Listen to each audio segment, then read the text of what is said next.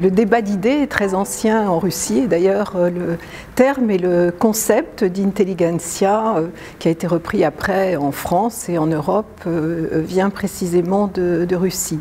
Il y a de nombreux forums de discussion actuellement. Il va y avoir bientôt le forum de Gaïdar et auquel la France participera.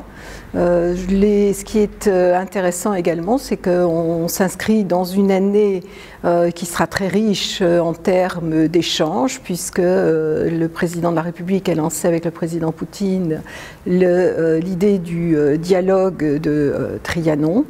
En outre, comme c'est l'année des langues et des littératures, cela donnera l'occasion d'un certain nombre d'échanges, donc la venue d'écrivains, d'éditeurs, de penseurs, de sociologues en Russie pour des événements qui n'auront pas lieu uniquement à Moscou, mais également à Saint-Pétersbourg ou à Krasnoïarsk, à Yekaterinbourg, et puis en sens inverse, donc il y aura le Salon du Livre à Paris. Alors je crois que c'est très évident en Russie.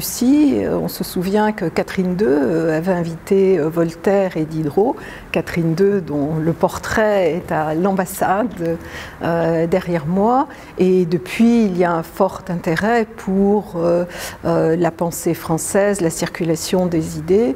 Donc nous organisons un certain nombre d'événements, évidemment avec l'Institut français, à l'ambassade de France, mais dans différents lieux également, à Moscou et en province, et en particulier avec nos 13 alliances françaises réparties dans ce pays. C'est la première fois que Moscou se joint à ce très beau projet de Nuit des idées. Donc ça portera plutôt sur l'avant-garde, le côté expérimental, en particulier du cinéma. Les tables rondes seront décalées par rapport à ce qui se fait à Paris. Ce sera les 28-29 autour d'historiens, de sociologues et de penseurs du côté russe et du côté français.